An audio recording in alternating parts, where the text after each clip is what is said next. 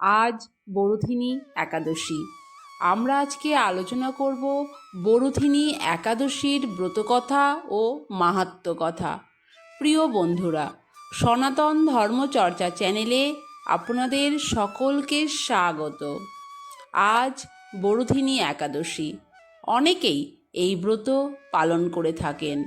ব্রত পালন করতে না পারলেও অন্তত একবার হলেও আজকের দিনে শ্রবণ করুন বরুথিনী একাদশীর ব্রতকথা ও মাহাত্ম্য। ভবিষ্যোত্তর পুরাণে যুধিষ্ঠির শ্রীকৃষ্ণ সংবাদ বর্ণনা করা হয়েছে। যুধিষ্ঠির মহারাজ ভগবান শ্রীকৃষ্ণকে বললেন, হে বাসুদেব, আপনাকে প্রণাম।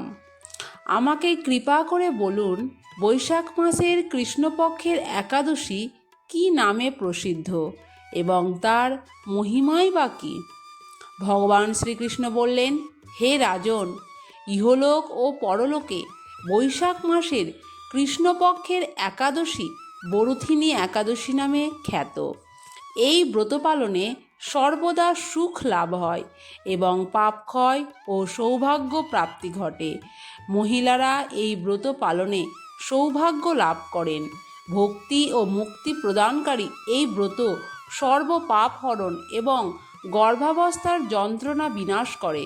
এই ব্রতের প্রভাবে মান্ধাত্তা, ধুন্ধুমার আদি রাজারা দিব্যধাম লাভ করেছেন।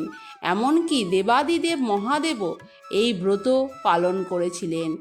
10,000 বৎসর তপস্যার ফল কেবলমাত্র এক বরুথিনী ব্রত পালনে লাভ হয়।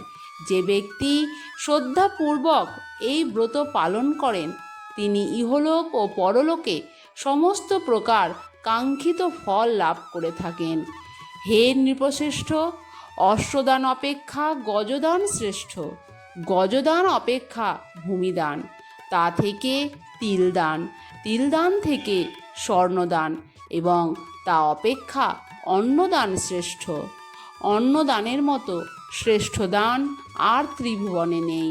পণ্ডিতেরা কন্যাদানকে অন্নদানের সমান বলে থাকেন। স্বয়ং ভগবান গোদানকে অন্নদানের সমান বলেছেন। আবার এই সমস্ত প্রকার দান থেকেও বিদ্যাদান শ্রেষ্ঠ। কিন্তু এই বরুথিনী ব্রত পালনে সেই বিদ্যাদানের সমান ফল লাভ হয়ে থাকে। বরুথিনী ব্রত পালনকারী কন্যাদান থেকেও বেশি ফল লাভ করে থাকে। ব্রতকারী ব্যক্তি দশমীর দিনে কাঁসার পাত্রে ভোজন, মাংস, মসুর, ছোলা, শাক, মধু, অন্যের প্রদত্ত অন্নগ্রহণ, 2 বার আহার ও মৈথুন পরিত্যাগ করবে। দ্রুতক্রীড়া, নেশাজাতীয় দ্রব্য, দিবানিদ্রা, পরনিন্দা, পরচর্চা, প্রতারণা, চুরি, হিংসা, মৈথুন, ক্রোধ ও মিথ্যাবাক্য একাদশীর দিনে বর্জনীয়। হে রাজন, এই বিধি অনুসারে বরুথিনী ব্রত পালনে সকল প্রকার পাপের বিনাশ এবং অক্ষয়গতি লাভ হয়।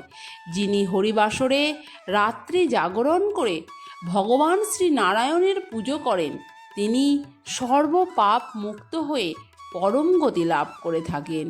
তাই সূর্যপুত্র যমরাজের যাতনা থেকে পরিত্রাণের জন্য পরম যত্নে এই একাদশী ব্রত পালন করা কর্তব্য।